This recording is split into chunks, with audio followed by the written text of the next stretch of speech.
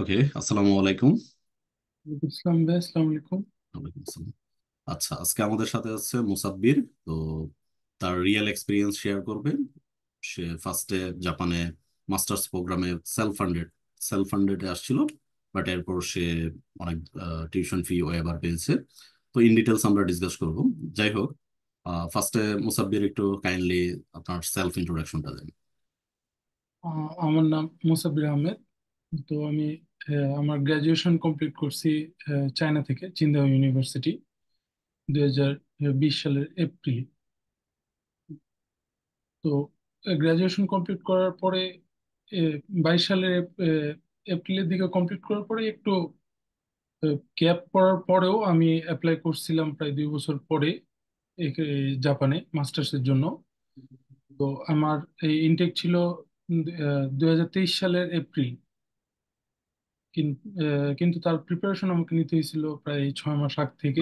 আমার মনে হয় একটু মিস্টেক হয়েছে, 2024 সালের এপ্রিলে আপনি আসছেন। সরি।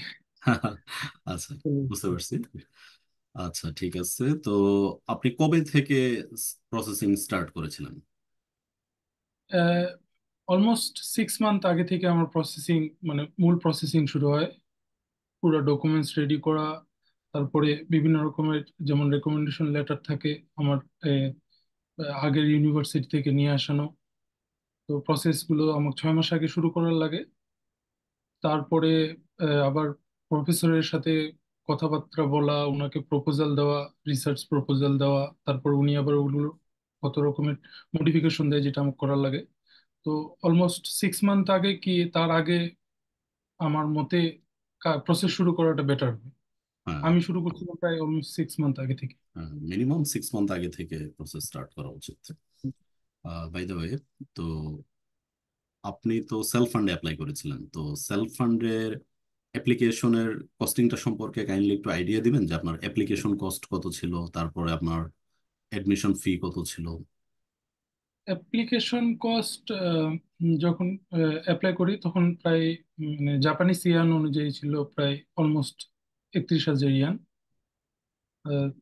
আর অ্যাডমিশন ফি যখন অ্যাপ্লিকেশন আমার অ্যাপ্রুভড হয়ে গেল, অ্যাপ্লিকেশন ফি দেওয়ার লাগছে প্রায় 2,38,000 সামথিং, সার্ভিস চার্জ সহ। আহ, আচ্ছা, আমার মনে হয় আপনি বাংলা টাকায় বলছেন। এটা অ্যাকচুয়ালি না, 2,83,000 ইয়েন হবে। জি, আর হ্যাঁ হ্যাঁ, বাংলা টাকায় দুই লক্ষ বাংলা টাকায় দুই লক্ষ সেটাও। 35,000-এর মতো হয়তো আসবে আর কি।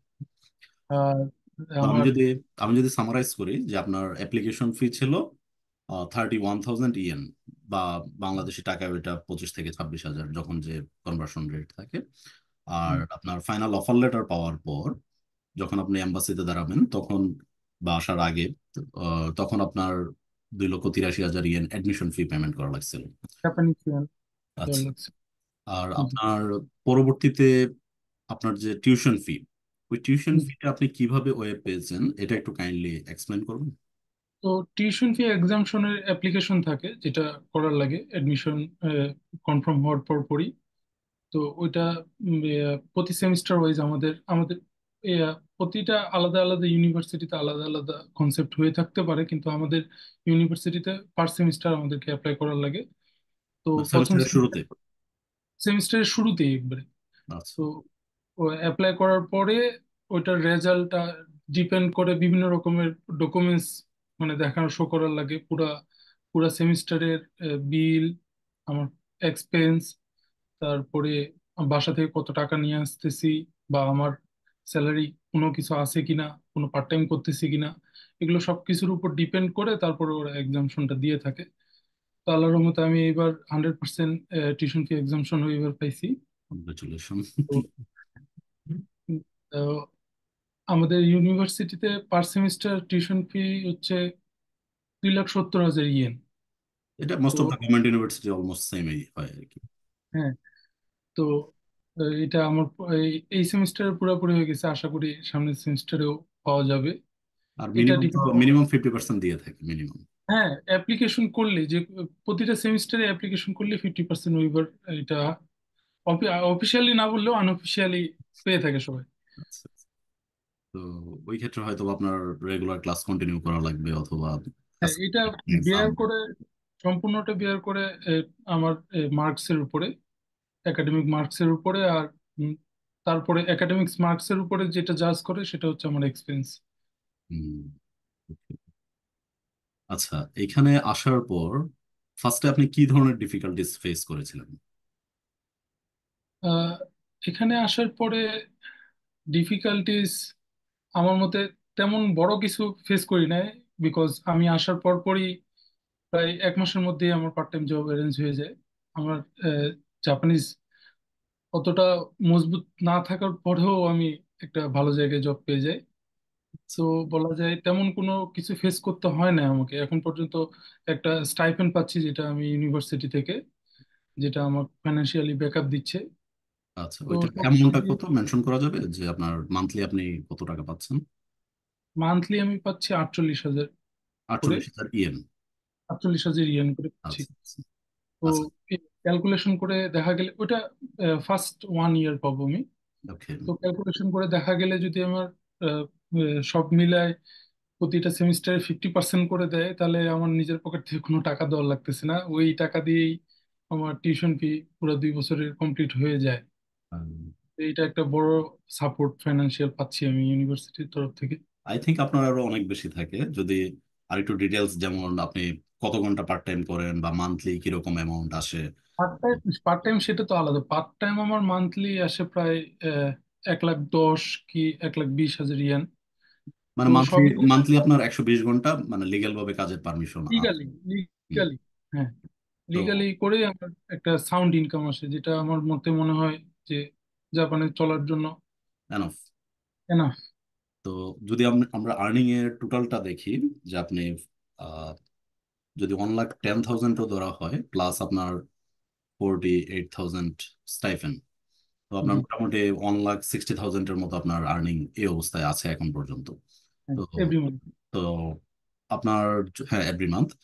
আর আপনার কস্টিং এর ব্যাপারটা যদি আমরা আসি, আপনি কি কাইন্ডলি শেয়ার করবেন যে আপনার, আর আপনি তো ইউনিভার্সিটি ডরমেটরি পেয়েছেন, আপনার হ্যাঁ, ইউনিভার্সিটি ডরমেটরি সিঙ্গেল রুম, মানে সিঙ্গেল পার্সনদের জন্য সিঙ্গেল রুমের এখানে জি, আছে, সিঙ্গেল তো আপনার সিঙ্গেল রুম রেন্টটা কত? সিঙ্গেল পার্সনদের জন্য যে রুমগুলো, সেটা আমি আপাতত দিয়ে থাকি 11,000 ইয়েন পার মান্থ। অনেক কম। অনেক কম যেটা। আর আমার সিটিটা একটু মেইন সিটি থেকে দূরে হওয়ার কারণে এখানটায় যদি আমরা বাইরেও কেউ আনফরচুনেটলি যদি ডর্মেও না জায়গা পেয়ে থাকে, তাহলে বাইরের কস্টিংটাও তেমন বেশি না। 23,000, 23,000 পঁচিশ ইয়ানে হাজারের 25-এর ভিতরে। ভালো একটা বাসা পেয়ে পেয়ে যাওয়া যায়, যেটা সিটি এরিয়াগুলোতে খুব রেয়ার। হুম। তো বলা যায় যে সে প্রাইস দিয়ে আমি অনেক সুবিধায় আছি, যেহেতু আমি ডর্মের মধ্যে পাইছি, ডর্মের রুম পাইছি। তো আর আপনার 11। টোটাল টোটাল কস্টিংটা যদি হিসেব করা হয়, যেমন আপনার accommodation, food, utility, mobile, insurance, তাহলে আপনি ইন টোটাল ব্রেকডাউন করে একটু বলবেন যে আপনার টোটাল মান্থলি কত টাকা খরচ হচ্ছে এভারেজ? আমার ইউটিলিটিস বিল শো ধরতে গেলে, আহ, যদি বাসা ভাড়াটা ধরা যায়, রেন্টালটা, তো ইউটিলিটিস শো আসে প্রায় 15,000, 15,000 কি 18,000। ওকে। আর খাবার পিছনে যায় দাইতে 15,000। তো সব মিলায় প্রায় 30,000 যায় আমার অ্যাকোমোডেশন। এক্সপেন্সিভ, অ্যাকোমোডেশন আর ফুড এক্সপেন্সিভ। এক্সপেন্স। আর মোবাইল বিল, মোবাইল বিল ওটা বের করে কে কোন মোবাইল সার্ভিস সাপোর্ট করে, মানে কে কোনটা চালায় সেটার উপরে। অনেক কম সার্ভিসও আছে, আবার একটু এক্সপেন্সিভও আছে। তো বেশি না, 3,000 করে প্রতি মাসে হইলে কমই, প্রায় 33,000 34,000-এর মধ্যে মাস কভার হয়ে যায়। আর আপনার হেলথ ইন্স্যুরেন্স? হেলথ ইন্স্যুরেন্স, এখানে পেনশনও থাকে। পেনশন যদিও স্টুডেন্টদের জন্য এক্সামশন হয়ে যায় প্রথমে আসে অ্যাপ্লাই করলে। আর হেলথ ইন্স্যুরেন্স দেওয়ার লাগে প্রায় 18,000 করে, সরি, 2,000 করে আচ্ছা। প্রতি মান্থ। আর যদি আপনার ধরেন এডিশনাল কোনো কস্টিং এক্সট্রা, ওইটা আপনি কত ধরবেন এভারেজ একজন স্টুডেন্টের? 10,000 বা 15,000? হ্যাঁ, 10,000 15,000 চলে যায়, মানে পাবলিক ট্রান্সপোর্ট ইউজ করাতে বা নিজের পিছনে একটা এক্সপেন্স, যেটা 10-15 হাজারে তাহলে কমপ্লিট কি মানে। তাহলে কি আমরা সামারাইজ করতে পারি যে যারা ধরেন আপনাদের ডরমেটরিতে রুম পাইছে তাদের জন্য অ্যাভারেজ 50,000 অ্যাভারেজ সবকিছু মিলিয়ে। ফিফটি আর টু যারা সিক্সটি যারা বাইরে থাকে তাদের জন্য 60,000 অ্যাভারেজ। তো এটা হ্যাঁ। Average costing. তো আমরা যদি ওইটাও ধরি, আপনার কিন্তু প্রায় 1,60,000 থেকে 50,000 মাইনাস করলে এখানে কিন্তু প্রায় আরো 1,10,000 ইয়েন আপনার জি, সেভিংস থাকে থাকে। যায়, আমার সেভিংস থাকে যায়। তো এটা মানে স্টুডেন্ট হিসেবে আপনি কি মনে করেন? এটা I think more than enough. মধ্যে নেই এটা, কারণ এখানটায় এ, পড়ালেখার প্রসিউ করতে আসে, যদিও ওয়ার্কের উপরে অতটা প্রেশার দেওয়া যায় না, তবু যেটা আসে সাউন্ড, অনেক সাউন্ড আমি বলবো আমার তরফ থেকে। সব পাইশ দিয়ে এখন পর্যন্ত কোনো রকমের ফাইন্যান্সিয়াল ক্রাইসিসের মধ্যে আমি পড়িনি আসা পর্যন্ত। আচ্ছা, এখন যদি আপনার মানে যে স্টুডেন্টরা আসতে যাচ্ছে, অনেকেই হয়তো বা ভাবতেছে যে সেলফ ফান্ডে যাওয়ার পর ওইখানে আমি লিভিং কস্ট বিয়ার করতে পারবো কিনা, অথবা আমি অন্য কোনো স্কলারশিপ পাবো কিনা। তো ওই ব্যাপারে আপনার সাজেশন কি, বা তাদের যারা নতুন আসতে চায় তাদের সম্পর্কে আপনার কি সাজেশন? আমার মতে মনে হয় যে সেলফ ফান্ডেড আসা ইজি। আমি আমার প্রসেস অনুযায়ী আসা এবং থাকা এখানটায়, যদি জাপানিজটা একটু ভালো লেভেলও হয়ে থাকে, আসেই জব পেয়ে যাওয়া যায়, তাহলে সাউন্ড হিসেবে থাকা যাবে এখানটায় কোনো রকমের অসুবিধা ছাড়াই। এবং আর ভালো স্কলারশিপ, সেভিংসও থাকবে। সেভিংসও সেভিংস তো থাকবেই, এবং স্কলারশিপ এটা ইউনিভার্সিটি থেকেও পাওয়া যায়, মাস্টার্সে বলে মাস্টার্সে পিএইচডি তে ভালো স্কলারশিপ দিয়ে থাকে। তো সব মিলায় আমার মতে তেমন একটা হার্ড প্রসেস না, অন্যান্য বাইরের দেশের হিসাব করতে গেলে। রাইট। যেভাবে স্টুডেন্টরা খরচ করে বা যে পরিমাণ শ্রম দেয় পার্ট টাইম জবের পিছনে, পড়ালেখার গ্যাপ পড়ে যায়, কিন্তু আমাদের ক্ষেত্রে তা হয় না। আর আমি মনে করি যে আসার আগে আরেকটা ব্যাপারে খুব মানে কেয়ারফুল থাকা উচিত। এটা হলো যে জাপানিজ ল্যাঙ্গুয়েজের N5 লেভেলটা কমপ্লিট করে আসা উচিত। মাস্ট। আদারওয়াইজ যদি পরিচিত লোক না থাকে, ওই ক্ষেত্রে আবার পার্ট টাইম পেতে খুব প্রবলেম হয়ে যাবে। বাট যদি প্রবলেম N5টা কমপ্লিট করা থাকে তাহলে সে নিজে নিজেই মানে পেয়ে যাবে, 1 মাস 2 মাসের ভিতরে পেয়ে যাবে। তো আর আসার আগে আপনি কি কোনো ব্যাকআপ মানি নিয়ে আসছিলেন, যে 1 মান্থের অথবা 2 মান্থের, বা এরকম কি নিয়ে আসা উচিত কিনা নিউ স্টুডেন্টদের? ও, আমার মতে মনে হয় যেহেতু নিজের দেশ ছাড়া অন্য দেশে আসা, তো অবভিয়াসলি 2 মান্থের একটা ব্যাকআপ নিয়ে আসলেও যাতে স্টোর করা থাকে, যাতে যখন লাগে তখন যাতে আমি অ্যাক্সেস করতে পারি মানিটা। কারণ বাইরের দেশ এটা নিজের দেশ না, সবার কাছে সব সব ফ্রেন্ডলি হয়ে নাও হইতে পারে সব জায়গায়। তো সেটা আমার মতে backup। মনে হয় যে ব্যাকআপ থাকা দরকার। আচ্ছা, ঠিক আছে। তো হোপফুলি আমাদের এই ডিসকাশন থেকে, অ্যাকচুয়ালি আপনার কেসটা তো এটা রিয়েল কেস, তো হোপফুলি যে যারা দেখতেছে ভিডিওটা তারা এটা আইডিয়া পাইতেছে যে রিয়েল সিচুয়েশনটা কি হতে পারে যাওয়ার পর, বা ওইখানে ইভেন এখানে আসার পর আরো অনেক ধরনের ফেসিলিটি আছে। যাই হোক, ওইটা আমরা অন্য ভিডিওতে ডিসকাস করব, যে আফটার মাস্টার্স সে কি ধরনের জব করবে।